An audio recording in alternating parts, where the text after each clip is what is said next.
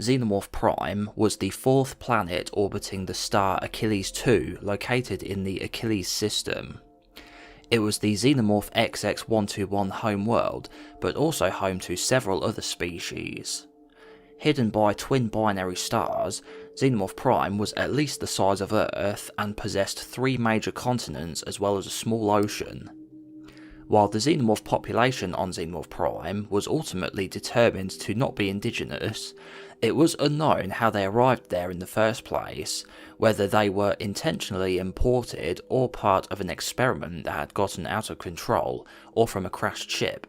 Regardless, the xenomorphs made the world their own and built a number of gigantic hives, at least one of which housed a queen mother.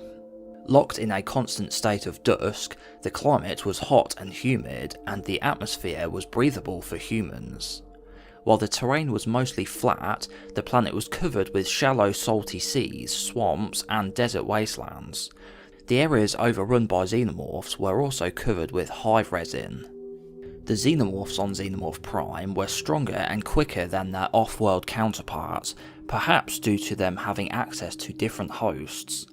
Initially, all xenomorphs belonged to a single hive, but after the Super Queen died, they split into 2 different hives, which would not only compete, but were immediately hostile towards one another and would attack on sight. These were the so-called black and red aliens, which in the comic books were represented as having exoskeletons of varying hues. The comics editors have said the colouring was just there to be able to tell the factions apart, and didn't necessarily need to be taken as the second hive literally being red in colour, likely as a reference to black and red ants. The leaders of the entire xenomorph species are the rarest type of hive monarch and arguably the rarest type of xenomorph full stop, the queen mother. While there have been many queens, only a handful of queen mothers have been known to exist. As their name suggests, they are the highest caste of xenomorphs above even the queens. While the planet featured very minimal vegetation, it did host indigenous animal life with several avian mammal or reptile-like species.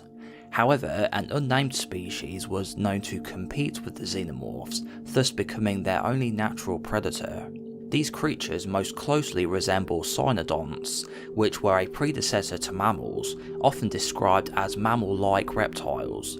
They had pale creamy skin and blazing orange eyes with clawed fingers and quadrupedal. They could contend with a xenomorph in combat and were shown clawing into and biting their bodies, indicating that the acid blood had no effect on them. Their own blood was black in colour. Instead of being above or below the xenomorphs on the food chain, they seem to share the niche and compete, keeping each other's numbers in check. For many years, the Yautja kidnapped facehuggers from queens and took them off-world to spread on other planets in order to breed xenomorphs for hunting. In the 2190s, an expedition led by Billy, Wilkes, and a synthetic of Ellen Ripley landed on the planet to abduct the Queen Mother, starting a civil war between 2 young Queen Mothers. An expedition led by billionaire Daniel Grant to retrieve royal jelly in order to synthesize Xenozip landed in the middle of this schism and nuked the Red Xenomorph hive, killing the Red Queen Mother. Queenless, the rest of the Red Xenomorphs were eradicated by the opposing Blacks. At some point after the events of AVP 2010, the Elite Clan headed to the planet for their greatest hunt yet, followed by the Weyland-Yutani Corporation, while Specimen 6 was seen being transported off BG-386 on board a Weyland-Yutani vessel. The validity of the Xenomorphs having a home planet depends on whether or not you consider Prometheus and Alien Covenant to be canon, as the comic books featuring the planet were made before Prometheus established that David was the creator of the Xenomorph species using the black goo pathogen, which was created by the engineers.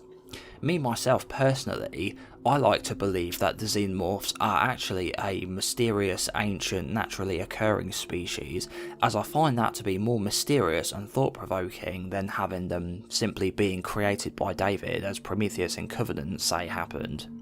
Make sure to let me know in the comments if you prefer Xenomorphs to be a natural species or an artificial one, and if you think Alien Romulus will follow the prequels or retcon them. Thanks for watching, and make sure to check out one of these other videos on screen now, and I'll catch you in the next video.